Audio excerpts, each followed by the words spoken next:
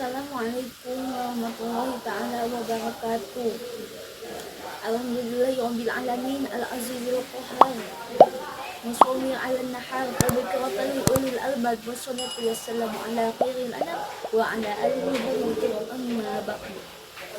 Qala ta'ala fi kitabil aziz wa astaqil qaili a'udzu billahi minasyaitonir rajim. Bismillahirrahmanirrahim. Al-ayat sadaqallahul alim. Wa qala Nabi sallallahu alaihi wasallam ittalatu fil jannah aqtara ahlul fuqara ittalatu fin nari aqtara ahlahan nisa. Para alim ulama, para asatidah yang saya hormati, yang semoga Allah muliakan, amin. Lupa kepada santriwan santri Nusantara Indonesia yang saya hormati, yang semoga Allah muliakan, amin. Dewan Kiai yang punya pondok pesantren Nusantara Indonesia yang saya hormati, yang semoga Allah muliakan, amin. Dan tak lupa kepada hadirin yang selalu nonton dan setia nonton channel YouTube Wisnu TV, dan semoga Allah berkahi umurnya, amin ya Allah ya rabbal alamin. Dikatakan bahwa Rasulullah Shallallahu Alaihi Wasallam bersabda bahwa at-tala'atu finnari qa'atu aqtar ahlaha fuqara, bahwa kebanyakan di mana di surga itu kebanyakan orang-orang yang fakir. Saya tegaskan lagi, kebanyakan di surga Rasulullah melihat banyak orang yang fakir. Pertanyaan tuh, kenapa banyak orang yang fakir? Ada apa? Karena satu, yang dari pola pikir kita ya, satu, orang fakir itu sedikit hartanya. Apa yang harus dia sombongkan? Yang kedua, orang fakir tidak akan punya ria, kesombongan, atau jarang berbaur dengan orang lain.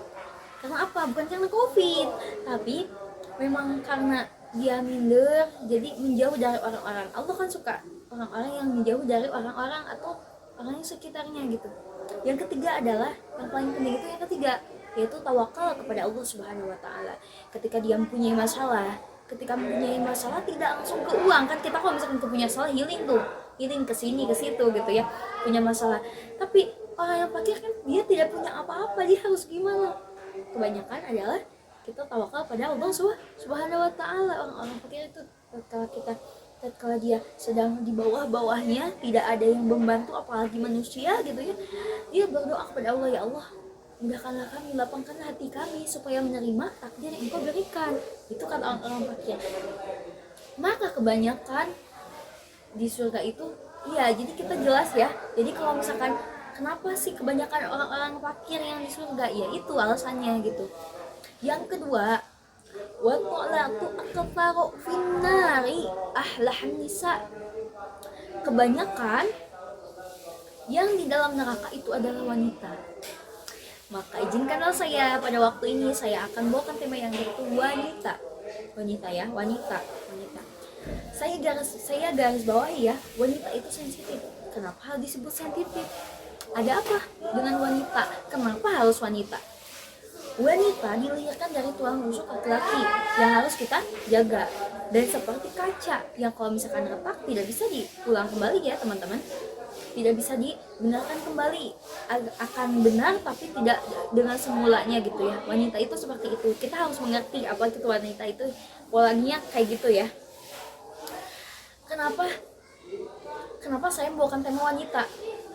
Kemarin tuh ada santri yang nanya gini, Anita, kan saya kemarin puasa, kemarinnya enggak, seminggunya, karena saya itu headnya itu 6 hari ini sebelum bulan Ramadan ya, 6 hari tuh ya. Saya sekarang puasa Kamis ya, misalnya Kamis katanya 6 hari, dia head 6 hari. Setelah 15 harinya itu ada lagi headnya. Itu head atau bukan? Jawabannya bukan teman-teman, itu istihadoh. Sekarang gimana kalau misalkan hukumnya? Itu wanita itu jadi memang wanita itu seperti yang gampang, lemah, kan kelihatannya gampang, lemah gitu ya, nggak bisa apa-apa seperti laki. Padahal wanita itu sosok yang memang harus kuat di sini apa? Dengan berbagai hukum yang ada di ibadahan, wanita itu bercabang lagi hukumnya. Kenapa? Karena wanita head, wanita melahirkan, wanita nifas, itu ada di wanita ya teman-teman. Contoh gini ya, contoh kecil aja ya. Ketika kita head, yang tadi saya sebutkan, gimana ini kalau misalkan hukumnya istihadoh. Istihadohnya itu dalam keadaan puasa di bulan Ramadan yang harus hukumnya wajib. Gimana teman-teman cara menghadapi yang kayak gitu? Hukum istihadoh itu hukumnya wajib. Kenapa? Wajib sholat dan wajib puasa. Karena darah yang dikeluarkan itu bukan dalam mutlak yang sudah ada dalam Al-Quran dan hadisnya. Kalau misalkan kita dalam puasa Ramadan kita harus mengqadha, nanti kita tidak perlu puasa. Tapi kalau misalnya istihadoh, karena itu darahnya bukan darah mutlak dari wanita, tapi itu darah penyakit yang keluarnya di luar dari waktu haid, maka hukumnya wajib kita sholat, wajib juga kita puasa. Kenapa saya tuh pernah tuh satu kali melaksanakan istihadoh. Saya nanya tuh sama guru saya, Ustadz, kalau misalkan saya istihadoh terus kan saya itu kan lari ya, itu dalam keadaan kamar mandi dan kobong itu jauh berbeda. Gimana kalau misalkan itu darahnya keluar tengah-tengah jalan? Ya kamu harus balik lagi, kamu harus wudu lagi, harus dibersihkan lagi seperti semula, harus bersih. Pokoknya dalam keadaan sholat apapun, bahkan kalau misalkan kan kalau di pesantren itu ada rukhsahnya. Kalau misalkan kita sholat dalam keadaan istihadoh itu tidak perlu ke masjid. Sebab apa? Sebab madarat. Dengan mengalirnya keluarnya darah, kita lari ke kamar mandi juga kadang itu suka ada lagi gitu ya. Gimana kalau misalkan datang keluarnya itu setelah kita wudhu, terus kita belum sempat ke kobong, belum sempat ganti mukena gitu, gimana hukumnya? Ya wajib kita balik lagi. Saya sampai nangis waktu itu 4 kali bolak-balik, nggak bersih, maksudnya nggak terus keluar gitu ya. Sampai akhirnya ya udah kamu sholatnya di kobong saya aja, kobong saya kan di ujungnya, ya udah sholatnya di kobong ini aja, biar nggak usah jauh-jauh gitu ya. Saya sholat di kobong orang lain ya, curhat sedikit ini mah ya. Terus waktu itu gimana hukumnya? Kalau misalkan darah istihadah itu keluar waktu itu kita sholat itu Allahu Akbar, misalkan kita sholat keluar itu darah haid, maka itu tidak apa-apa. Saya tegaskan aja teman-teman, tidak apa-apa itu kalau misalkan kita keluarnya darah itu waktu kita sholat, apa-apanya. Satu hukumnya. Yang kedua, itu sama hukumnya dengan kita kalau misalkan kita keputihan gitu, atau kita keputihan langgeng hadas gitu ya, kentut mulu gitu kan, itu keputihan itu kan emang jarang ada di laki-laki, pasti ada di perempuan gitu ya kan, karena sebelum kita haid itu pasti ada keputihan dulu ya, maaf teman-teman ya. Kalau ya terus ada keputihan itu punya gimana? Najis. Karena apa? Najis kata lugoh. Najis menurut usul fikih, menurut lugoh itu setiap sesuatu yang jorok itu najis kata lugoh. Tapi kalau najis kata istilah adalah segala sesuatu yang telah dimasukkan oleh kita keluar lagi dari mulut atau dari bawah, itu hukumnya najis. Contoh seperti goit atau mani itu air kencing ya gitu, air kencing atau muntah, itu hukumnya najis. Itu kata usul fikih ya, najis usul fikih gitu. Itu kan si keputihan itu keluar dari bawah yang sudah maksudnya keluar dari tubuh kita gitu ya, udah keluar dari tubuh kita, ya hukumnya najis. Gimana sholatnya? Ya nggak sah. Jadi kita sholat itu harus dalam keadaan suci teman-teman, dari atas sampai bawah itu harus suci ya, dari mukena sampai kan gimana hukumnya kalau misalkan itu ada bukan tai ya, ada gitu ya, maaf ya, ada cicak gitu ya, misalkan kena kita itu najisnya seluruhnya enggak, cuma mukenanya aja yang kenanya gitu teman-teman ya. Kenapa saya jelaskan wanita? Karena wanita itu gampang masuk surga, gampang juga masuk neraka. Kenapa teman-teman gampang masuk surga, masuk surga? Kata hadis nih, ada satu kepada taat kepada orang tua, dua taat kepada suaminya, tiga menjadi wanita yang solehah, yang menutup auratnya dengan baik, yang menuruti syariat Islam dengan baik. Tapi menuntut dari empat yang tadi saya sebutkan tadi, tetap susunannya itu bercabang teman-teman. Contoh seperti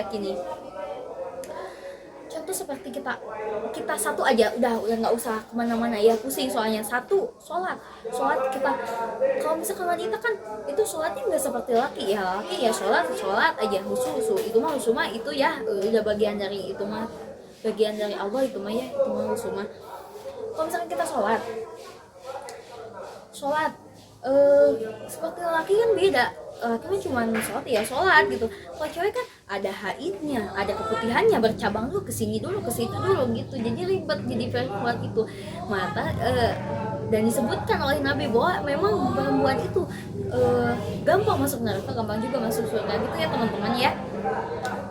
Tapi ada yang menjelaskan dulu dalam kitab Riyadul Badi'ah, kata Imam Qurtubi, bahwa yang tadi disebutkan dalam wata'alu finnari aqtaru ahlahan nisa itu disebutkan bahwa semakin majunya zaman, semakin perempuan itu gampang keseret oleh zaman tersebut, globalisasi tersebut, pergaulan bebas, bahkan wanita itu memang gak mudah kebawa arus gitu, memang mudah kebawa arus. Dari situ cina katanya bukan dari susuci, tapi kalau misalkan dari fikih memang susuci. Tapi kalau misalkan kata Imam Qurtubi itu mah dari karena wanita itu syahwatnya sangat besar. Memang perempuan dan laki-laki, banyaknya perempuan, 9 perasaan 1 pemikiran itu perempuan. Pemikiran perempuan itu cuma 1, tapi perasaannya, syahwatnya itu sangat besar sebenarnya. Tapi perempuan ditutupi oleh rasa malunya yang sangat besar. Jadi kan kita itu mah syahwat laki-laki suka gede tuh.